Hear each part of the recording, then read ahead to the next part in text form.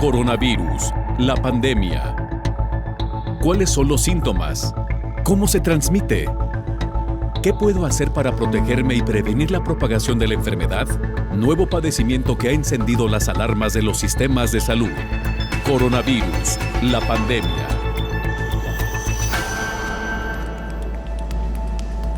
Qué gusto reencontrarnos en este espacio de Coronavirus, la pandemia. Le recordamos que este programa es una producción de la Universidad de Guadalajara que se transmite desde el foro de Canal 44, la señal de todos, y que llega a México y América Latina gracias a la señal de las televisoras públicas que se suman a esta emisión. Hoy hablaremos, entre otras cosas, de lo que ha sucedido a casi 2 años de la pandemia de COVID-19 y las diversas investigaciones como el registro del primer caso de COVID-19 en el mundo. El 17 de noviembre de 2019 sería la fecha del primer caso en el mundo de COVID-19. El paciente cero habría sido una persona de 55 años en la provincia de Hubei, en China, que, como usted recordará, fue el epicentro de esta pandemia. Sin embargo, de manera oficial, fue el 31 de diciembre de 2019 cuando se supo del misterioso virus SARS-CoV-2 que ya se había propagado por varios países. A 2 años del primer caso de COVID-19 en el mundo, el reino de Tonga, en el Pacífico Sur, registra su primer caso, así como lo escucha, el primer caso de COVID-19 en esta región. Mientras que la Comisión Europea autoriza la comercialización para Ronapreve, el tratamiento de COVID-19 en adultos y adolescentes, la farmacéutica Pfizer libera la patente para su píldora contra esta enfermedad. Esto y mucho más se lo estaremos presentando a lo largo de la siguiente hora, así que iniciamos. Vamos con nuestra compañera Isaura López Villalobos para que nos ponga en contexto.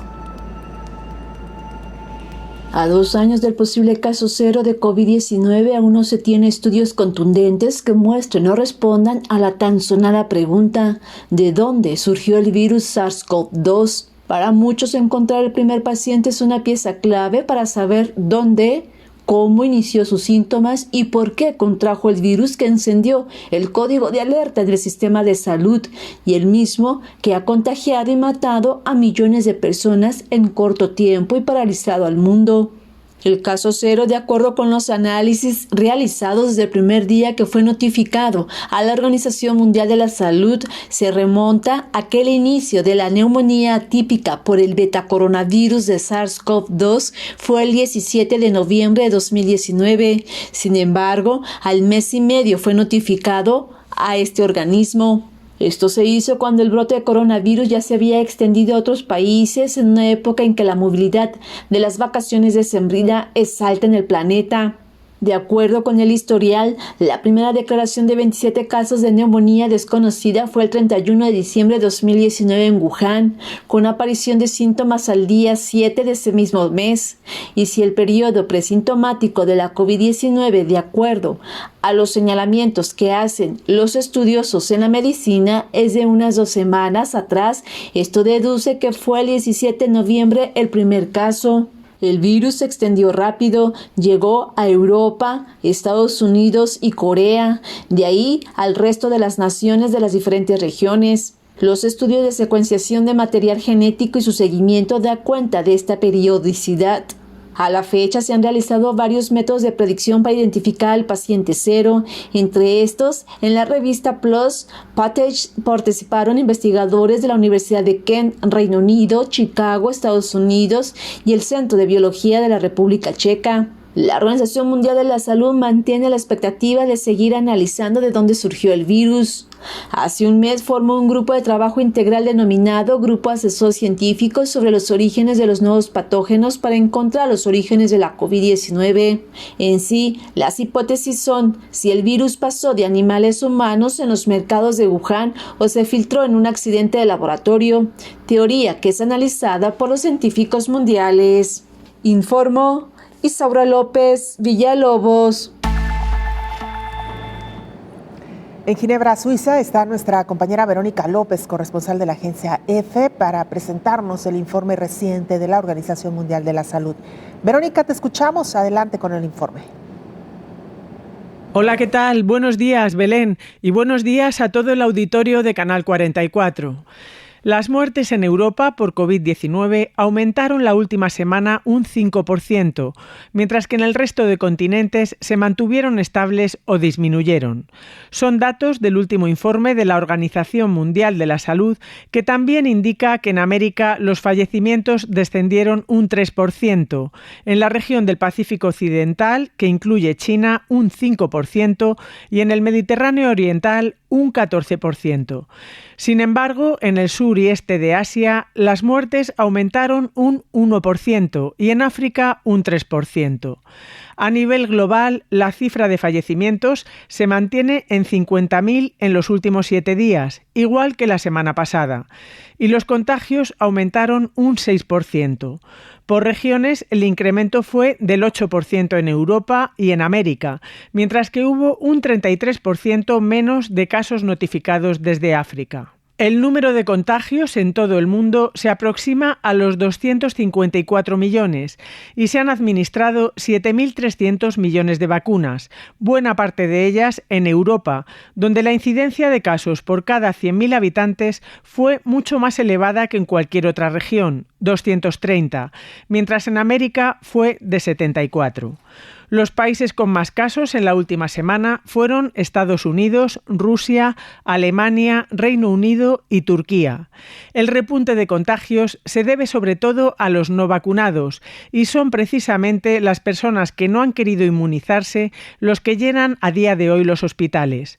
Por ello, muchos de los países afectados están aprobando restricciones solo para ellos, como es el caso de Austria, donde únicamente pueden salir de casa para lo esencial como trabajar, estudiar o ir al súper.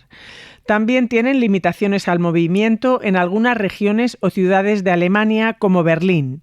Otros países como Holanda están tratando ahora de consensuar esas medidas para los no vacunados y en España son varias las autoridades que han advertido de que las restricciones comenzarán por ellos si es necesario limitar la vida pública debido al aumento de contagios. Reportó desde Europa Verónica López para el programa Coronavirus, la pandemia. Investigadores en Estados Unidos analizan el impacto de la enfermedad COVID-19 en la salud física y mental de la población infantil y adolescente. Los Institutos Nacionales de Salud iniciaron un estudio sobre los efectos de la infección por COVID-19 en niños mayores a 3 años. Para ello, fue inscrito el primer participante en el Centro Clínico de los Institutos Nacionales de Salud en Bethesda, Maryland. El estudio, que cuenta con el apoyo del Instituto Nacional de Alergias y Enfermedades Infecciosas, parte de los Institutos Nacionales de Salud, rastreará hasta 1,000 niños y adultos jóvenes que previamente dieron positivo por COVID y evaluará el impacto de COVID-19 sobre su salud física y mental durante 3 años.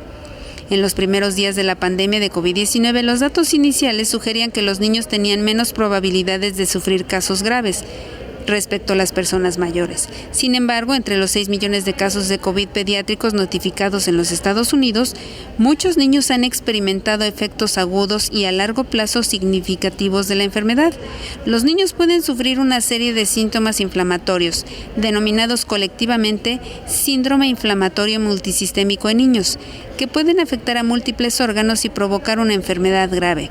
Los participantes del estudio serán inscritos con el consentimiento de sus padres o tutores. El Centro Clínico de los Institutos Nacionales de Salud reclutará a niños de entre 3 y 21 años de edad. Los niños pueden ser elegibles para inscribirse si dieron positivo en la prueba de COVID en el pasado, incluso si eran asintomáticos, informó Elizabeth Ortiz. Avanza la vacunación para niños menores de 11 años, es decir, entre 5 y 11 años. En Europa, por ejemplo, se analiza ya esta posibilidad. En breve, la Agencia Europea del Medicamento debe pronunciarse sobre la seguridad de las vacunas de ARN mensajero en niños. En estos momentos está evaluando la de Pfizer-BioNTech para pequeños de entre 5 y 12 años y la de Moderna para los de entre 6 y 12 años. Con el informe de la agencia, el Ministerio de Sanidad español decidirá si empieza a vacunar en acuerdo con las comunidades autónomas y, si es posible, en sintonía con el resto de países de la Unión Europea. En España hay un grupo específico de científicos que lleva trabajando desde antes de verano en la posibilidad de inmunizar a los niños de entre 5 y 12 años, un paso que ya han dado otros países como Estados Unidos. Además, Pfizer-BioNTech ha anunciado los resultados positivos de sus ensayos en fase 1 y 3 con su vacuna en 2.268 niños de 5 a 11 años con 2 dosis, perfil de seguridad favorable y respuestas sólidas de anticuerpos neutralizantes.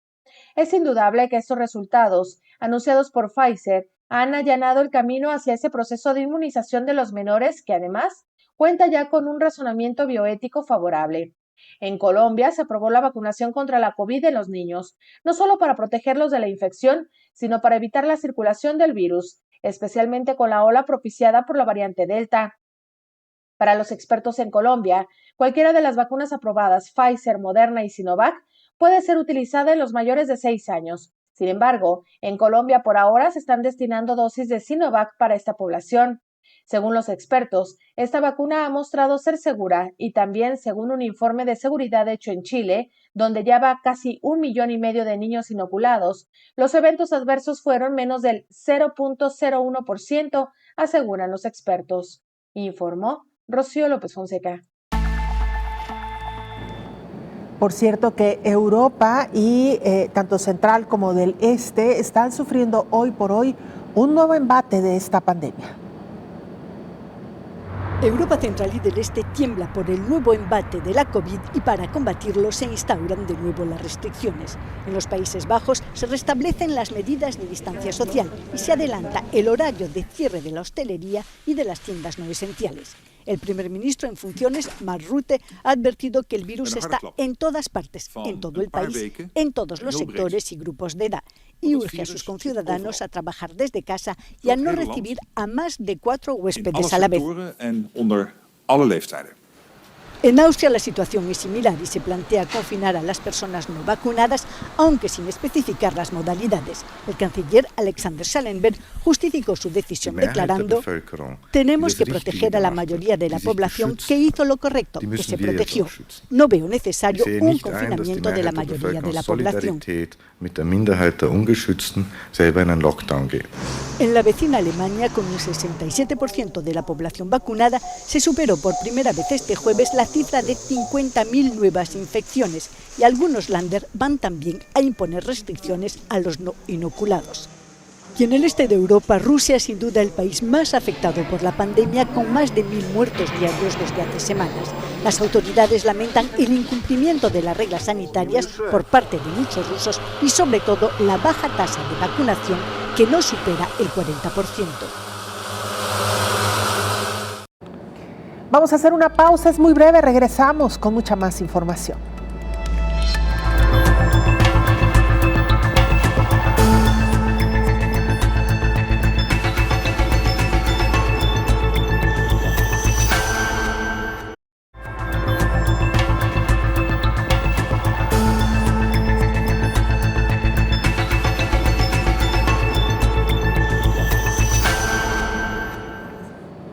La Comisión Europea analiza la comercialización de un nuevo tratamiento contra COVID-19.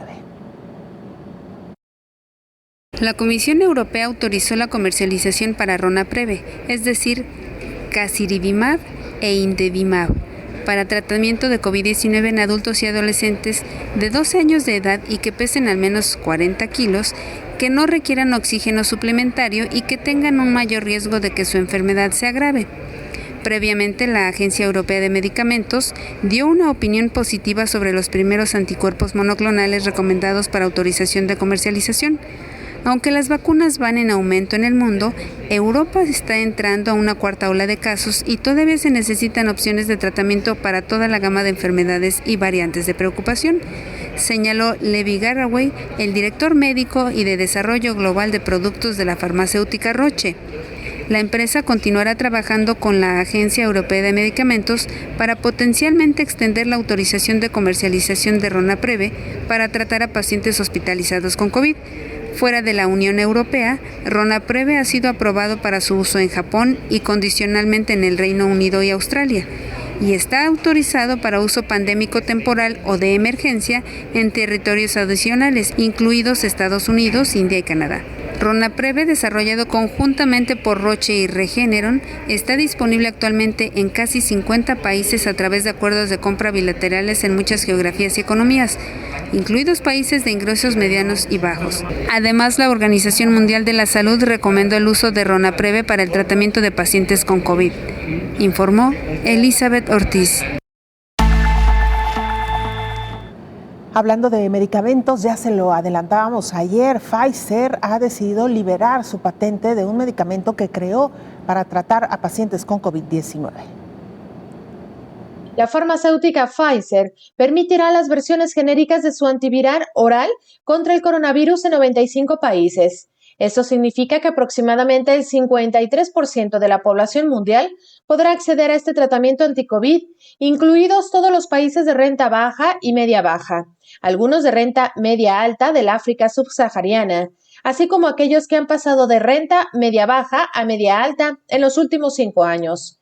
La farmacéutica ya ha firmado un acuerdo con la Medicine Patent Pool, una organización internacional que procura facilitar el acceso a tratamientos para distintas enfermedades a través de la gestión de patentes. Según anunció Pfizer en un comunicado, el acuerdo permitirá facilitar la producción y distribución adicionales del antiviral en investigación, a la espera de la autorización o aprobación reglamentaria. Lo harán posiblemente mediante la concesión de sublicencias a fabricantes de medicamentos genéricos cualificados, con el objetivo de facilitar un mayor acceso a la población mundial. Asimismo, la farmacéutica informó que no recibirá regalías por las ventas en los países de bajos ingresos y, además, renunciará a aquellos que deriven de las ventas en todos los países cubiertos por el acuerdo, por lo menos mientras el virus siga clasificado como emergencia de salud pública de interés internacional por la Organización Mundial de la Salud. El fármaco Paxlovid es un tratamiento antivírico inhibidor de la proteasa del SARS-CoV-2 en fase de investigación, diseñado específicamente para ser administrado por vía oral, de modo que pueda recetarse al primer signo de infección o al darse cuenta de una exposición. Se espera que el tratamiento ayude a los pacientes a evitar una enfermedad grave que pueda conducir a la hospitalización y la muerte, informó Rocío López Fonseca. Vamos ahora a Honduras para escuchar el reporte de nuestra compañera Naomi Mesa, reportera de STV Telebásica. Naomi, te escuchamos. Adelante con la información. Un saludo para ti, Belén, y para toda la audiencia de Canal 44. Siguiendo con las jornadas de vacunación contra el COVID-19 que se siguen dando en el país, ya se han inmunizado a más de 4.372.878 con la primera dosis y 3.050.310 con la segunda dosis, siendo un total de 7.423.188 hondureños ya vacunados. De igual manera, se han recibido un total de 9.606.887 vacunas que se han adquirido a través de diferentes mecanismos.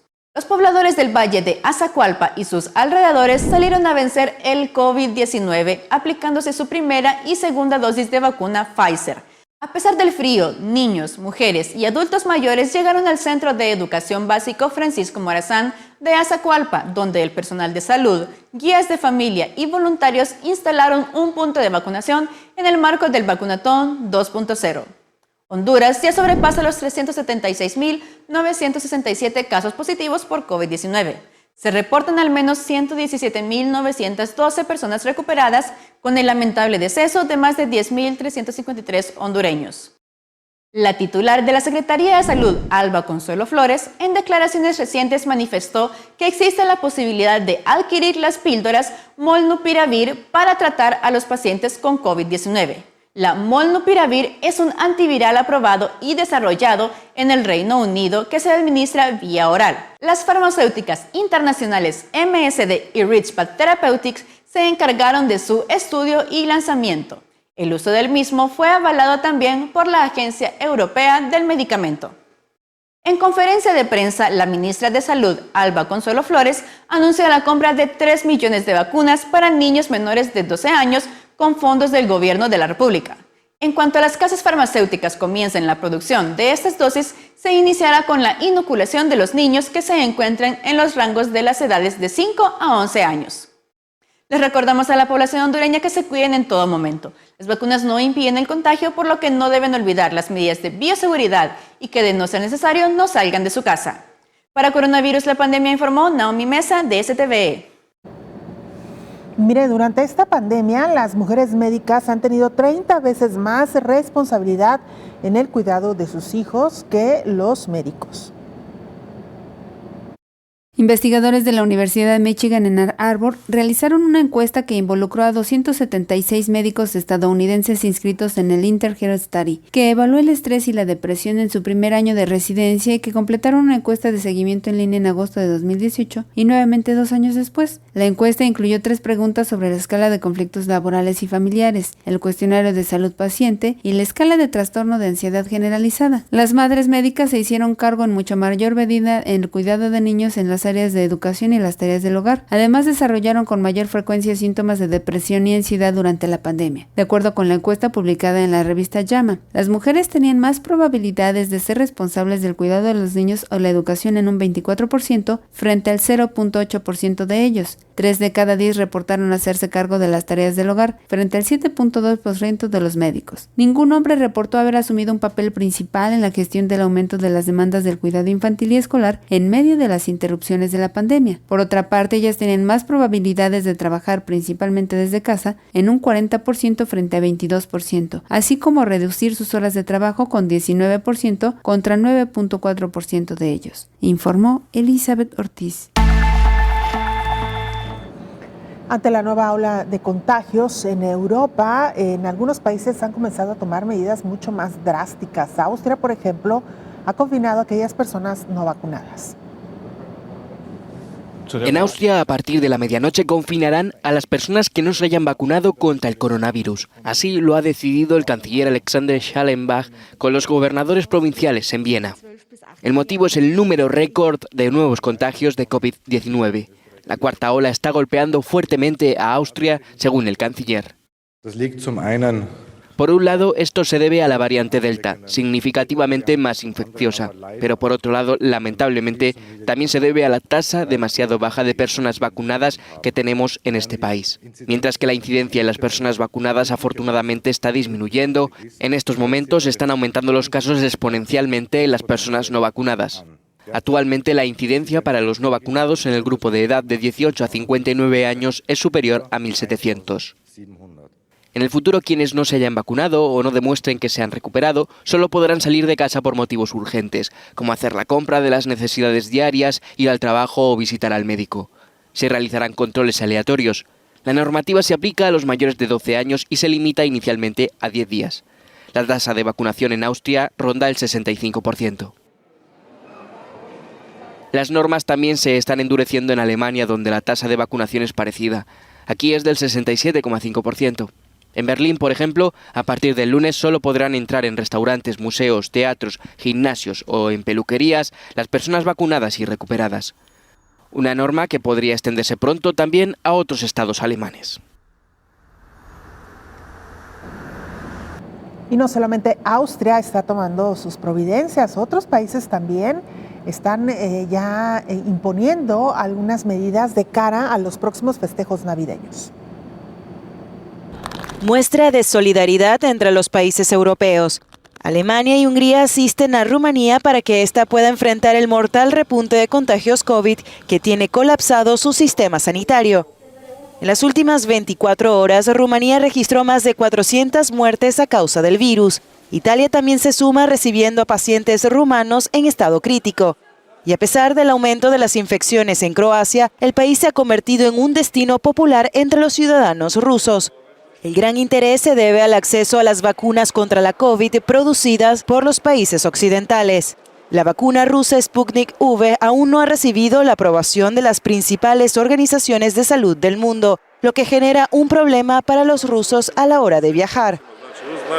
No solo son rusos, hay otros extranjeros que vienen a vacunarse, pero son en su mayoría rusos que vienen por un día a Croacia, obtienen la confirmación de la vacunación aquí y después de 14 días reciben el pase sanitario de la UE. En Reino Unido, este jueves es la fecha límite para que los trabajadores de las residencias se vacunen. Se trata del operativo Sin vacuna no hay trabajo, que el gobierno británico ha extendido para el personal sanitario que deberá estar vacunado antes del 1 de abril. Por otro lado, en Alemania, sus famosos mercados navideños se enfrentan a otro año sin poder abrir, debido también a la nueva ola de contagios. Bueno, así ha trastocado esta pandemia la vida, los ámbitos, los festejos, en fin.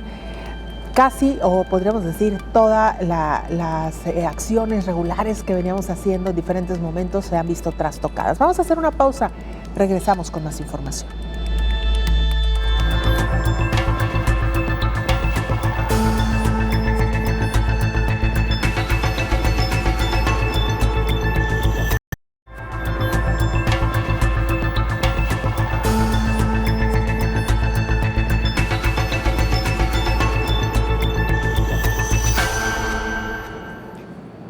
El tema que hoy le hemos propuesto es recapitular, recordar cómo se registró el primer caso de COVID-19 en el mundo. Fue exactamente hace 2 años, un 17 de noviembre, pero del año 2019, cuando, de acuerdo con la Sociedad Médica de China, habría aparecido el paciente cero de COVID. El 17 de noviembre de 2019 sería la fecha del primer caso en el mundo de COVID-19, según arrojó una investigación. El paciente cero habría sido una persona de 55 años que vive en la provincia de Hubei, epicentro de la pandemia que ya lleva 2 años. Miembros de la comunidad médica china que hablaron bajo condición de anonimato por temor a las represalias de su gobierno, afirmaron que solo hasta finales de diciembre en los hospitales chinos se supo que se enfrentaban a una nueva enfermedad y hasta enero de 2020 se informó oficialmente del brote del virus en la ciudad de Wuhan. De manera oficial, el 31 de diciembre de 2019 el mundo supo por primera vez de un misterioso virus que se propagó rápidamente por todo el planeta. Incluso se le vinculó a su semejanza con el virus del SARS. Así lo explicaba el propio infectólogo Héctor Raúl Pérez Gómez a principios de enero del 2020 a esta reportera. Este nuevo virus del que se viene hablando por parte de la Organización Mundial de la Salud y otras agencias internacionales también está causando enfermedad en algunas provincias de China. Ya existen algunos estudios moleculares, virológicos, y los estudios arrojan la posibilidad de que se trate de un virus parecido al SARS que ocurrió, insisto, hace alrededor de 15 años aproximadamente, ¿no? Estos virus respiratorios, que como decía causan neumonías atípicas, pueden afectar a cualquier grupo de la población. Se transmiten por vía respiratoria de forma muy, entre comillas, eficiente, es decir, si son de muy alta transmisión. Y estos virus, los últimos por lo menos que hemos comentado, pertenecen a una familia conocida como coronavirus. Ya ves que en el mundo de los microbios también existen especies, existen familias, existen géneros y existen serotipos, ¿no? Por su parte, la Organización Mundial de la Salud declaró que el nuevo coronavirus se consideraba ya una pandemia. Y según la OMS, el primer caso de coronavirus en China ocurrió el 8 de diciembre. Sin embargo, la organización se basa en los datos que las autoridades oficiales dan.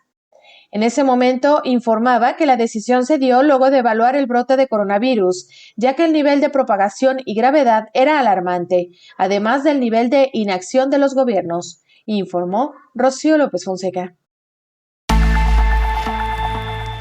Y precisamente recibimos en este espacio a quien nos ha acompañado a lo largo de casi 2 años de programa. Y bueno, doctor Héctor Raúl Pérez Gómez, bienvenido. Gracias por acompañarnos. Belén. Gracias. La verdad es que no nos sorprendemos porque sabemos muchísimo de su capacidad, pero escuchábamos esta declaración de usted, esta explicación que corresponde a enero del 2020, es decir, hace casi 2 años, apenas unas semanas después de que el mundo conocía de esta enfermedad, y usted ya tenía la información casi que completa, doctor, incluso muchos de estos elementos que se fueron conociendo a lo largo de los meses y que hoy ya nos parecen como muy cotidianos, pero que en esa etapa tan temprana era información muy valiosa, doctor, para la humanidad. Fíjate, Belén, que efectivamente cuando Rocío López Fonseca me hizo esa entrevista, si mal no recuerdo, un 8 de enero del 2020, apenas se habían reportado alrededor de 57 casos en todo el mundo, todos localizados a la ciudad de Wuhan, en la provincia de Hubei, en China. Imagínate, 57 casos, pero algunos de nosotros sí estábamos muy preocupados porque sabemos lo que significan los coronavirus y sobre todo los dos previos al actual que nos pusieron a temblar hace 20 años, uno de ellos, el SARS, y otro hace 10 años, MERS, por su alta capacidad de transmitirse, pero también por su gravedad en cuanto a la virulencia, en cuanto a la patogénesis que pueden generar estos microorganismos. A mí sí me preocupaba mucho la situación en ese momento. Yo comentaba con colegas que podríamos estar frente a un grave riesgo sanitario, precisamente por tratarse de un coronavirus. Estábamos esperando una pandemia de influenza, por cierto, ¿no? Y a los propios médicos en Wuhan, cuando vieron los primeros casos, pensaron que eran casos de influenza, pero al tomar muestras respiratorias, particularmente a través de aspirados bronquiales, y realizar procedimientos de búsqueda a través de microscopía electrónica, inmediatamente encontraron partículas virales con características de un patógeno con una corona radiada.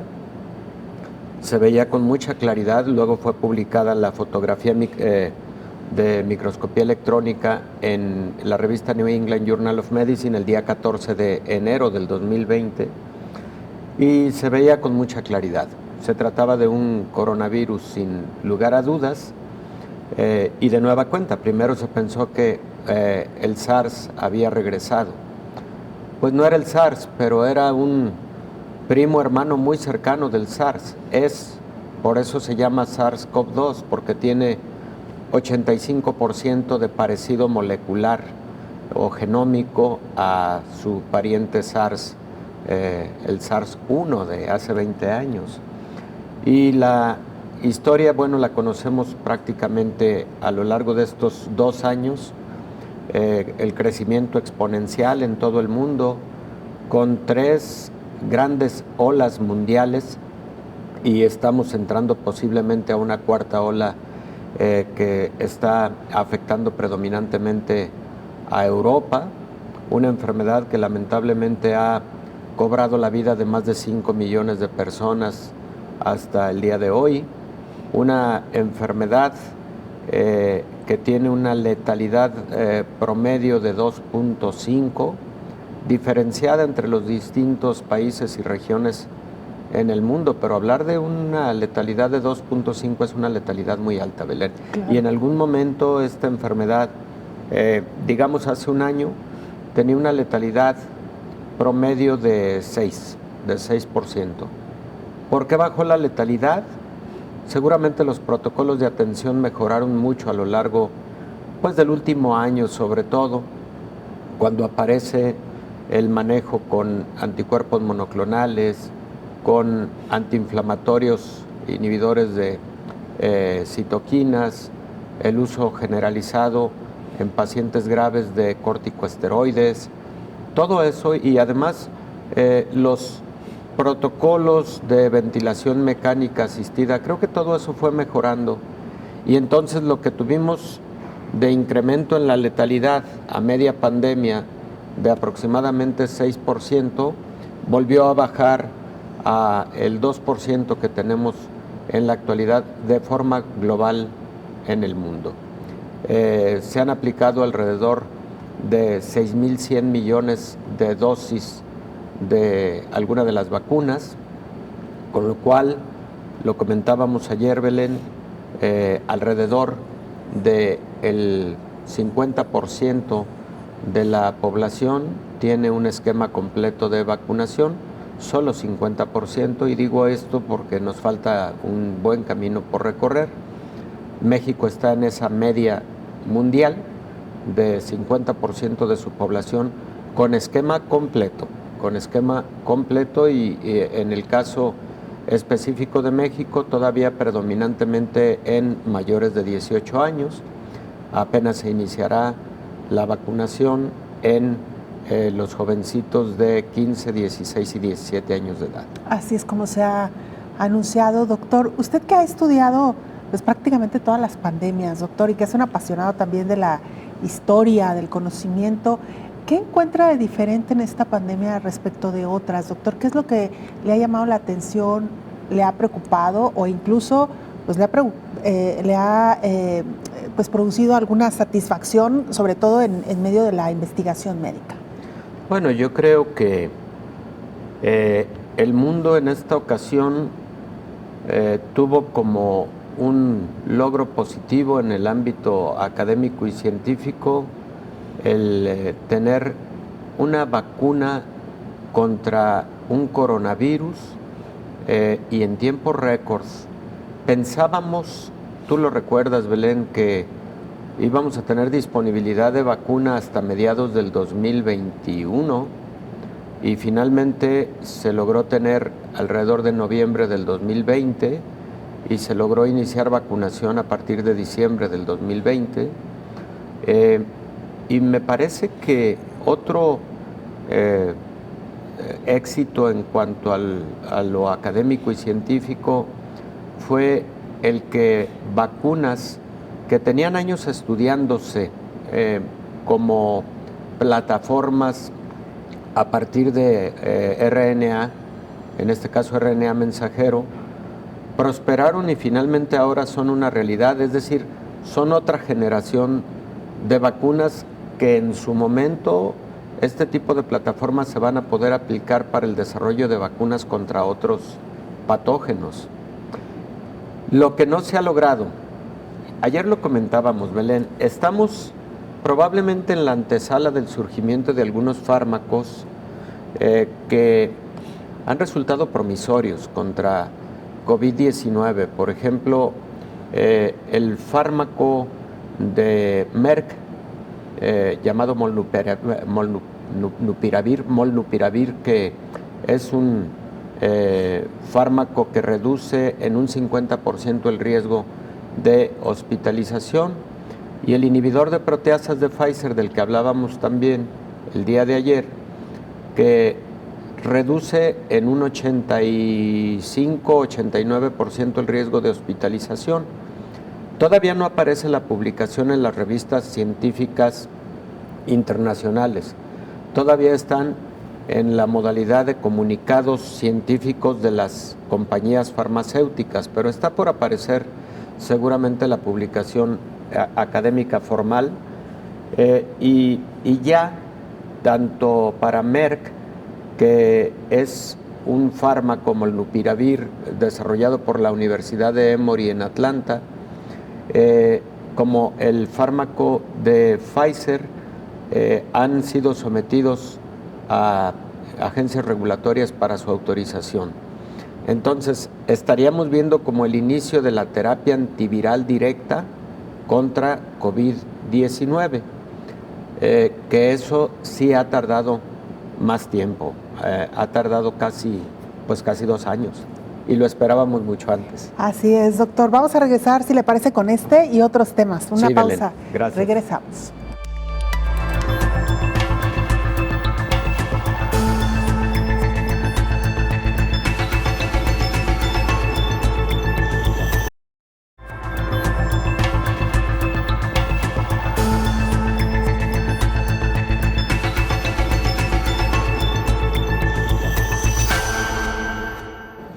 Y si pensábamos que no podía haber un rincón en este mundo a donde no hubiera llegado COVID-19, pues nos equivocamos, lo había hasta hace muy poquito. Sin embargo, en la Polinesia, donde no había llegado el virus, lamentablemente han registrado su primer caso.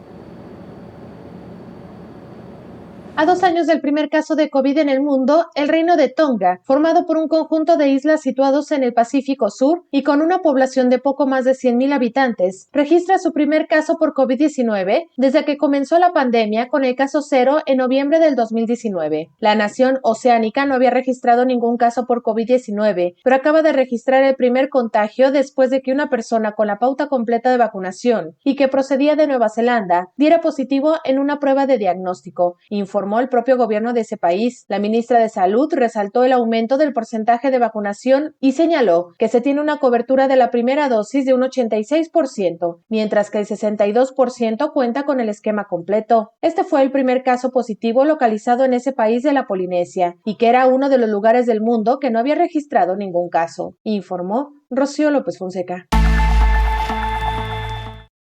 Doctor Héctor Raúl Pérez Gómez, infectólogo, recordábamos esta charla que usted sostenía hace casi 2 años con nuestra compañera Rocío López Fonseca a propósito de que hoy estamos recordando el registro del primer caso de COVID-19 en el mundo. Y pues lo decíamos, doctor, que fue una fecha muy temprana esta en la que usted da esta declaración. Y yo quisiera preguntarle, ¿por qué empezó a llamar su atención este caso y por qué había investigado ya pues lo suficiente, digamos, para esos primeros apenas días de enero del año 2020, doctor? En el 2003, cuando empezó a reportarse por parte de la Organización Mundial de la Salud el brote de SARS, en China de igual forma, de hecho, en la provincia de Guangdong, en un hotel llamado Metropolitan, en el que ocurrió una reunión, convención, y del que posiblemente se considera fue el mini epicentro del SARS en el 2003. Muy pronto se diseminó la enfermedad a otras provincias en China, muy pronto se diseminó a otros países en Oriente y muy pronto llegó al continente americano, particularmente a Canadá. Ocurrieron alrededor de 8,000 casos en el mundo, pero la letalidad del SARS del 2003 fue del 10%. El mundo se preparó o empezó a intentar prepararse ante un embate que suponíamos iba a ser de gran magnitud, pero además, al considerar 10% de letalidad, ese era el escenario más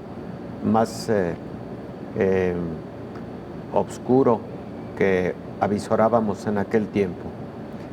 Entonces, siempre nos quedó en la mente la preocupación de que surgiera una enfermedad epidémica causada por algún coronavirus.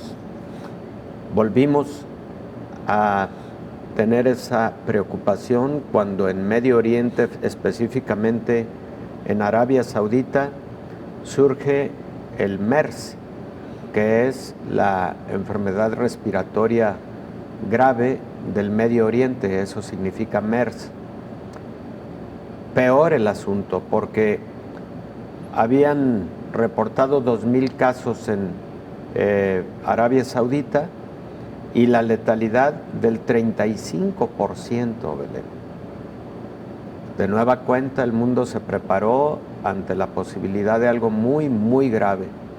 Porque mira, con las epidemias de influenza, claro que la gran epidemia de influenza es la de 1918, en la que se estima murieron alrededor de 50 millones de personas. Imagínate, para esa fecha, 50 millones de personas fallecidas estaban en medio de la guerra mundial la primera, y las condiciones epidemiológicas eran tremendas, no había fármacos, no existía una vacuna como tal, y por eso fue una epidemia de tal magnitud. Pero los otros brotes epidémicos de influenza no generaban tanta letalidad como lo hacen los coronavirus.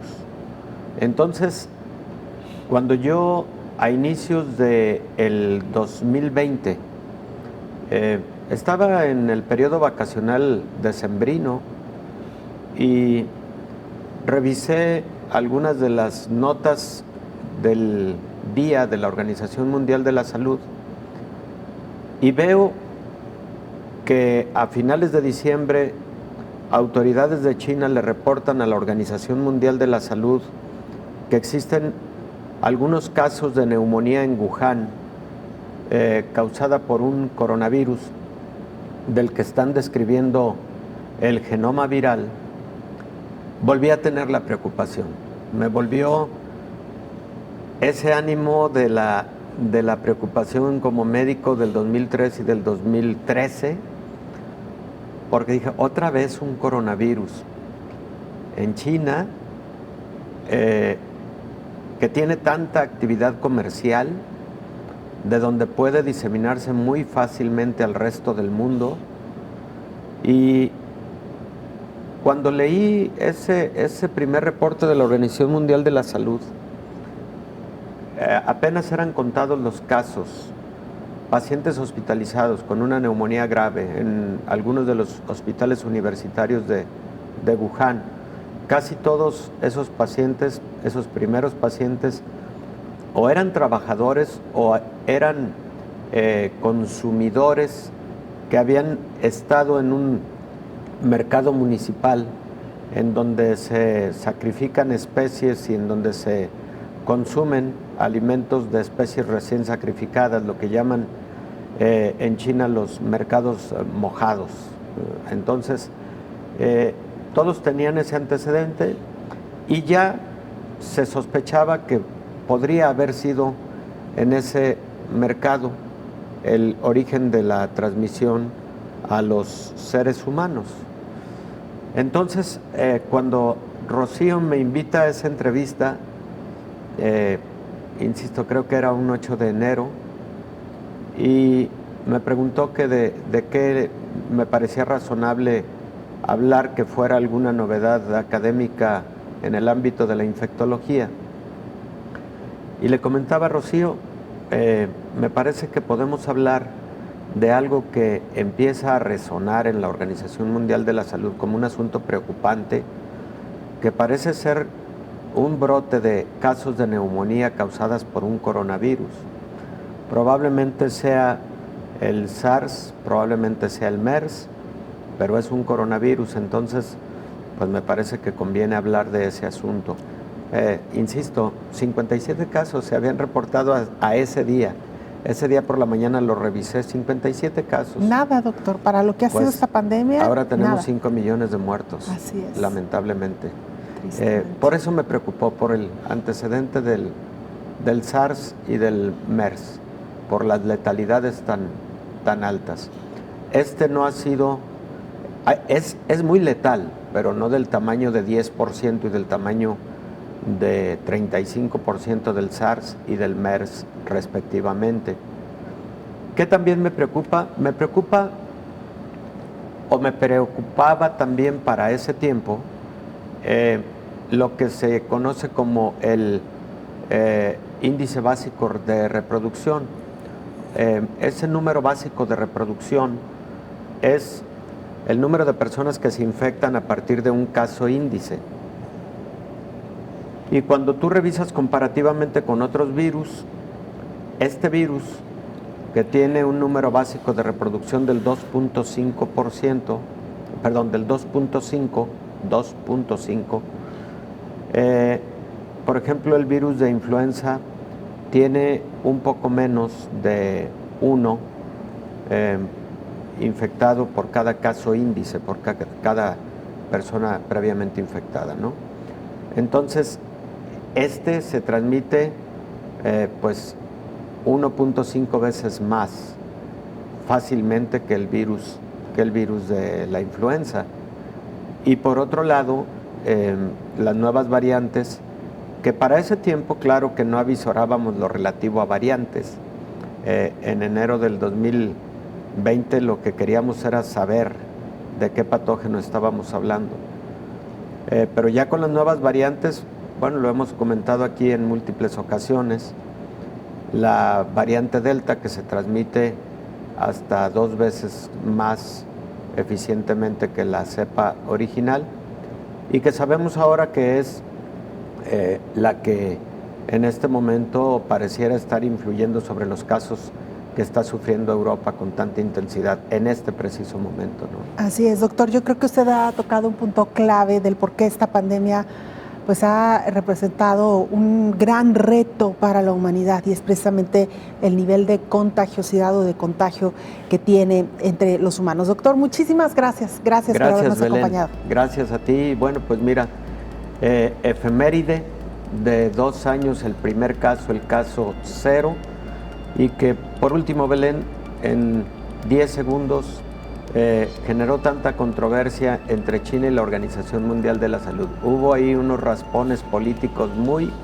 muy importantes, porque la Organización Mundial de la Salud siempre ha dicho que China se tardó alrededor de 22 días o un mes en notificarle de estos hallazgos, y que eso pues de alguna manera contribuyó a la expansión por lo menos en los primeros meses. Que quizá hubiera cambiado el rumbo de esta pandemia, no lo sabremos. No lo sabemos, Belén. Doctor, muchas gracias. Gracias a ti. Nos vamos, gracias por habernos acompañado.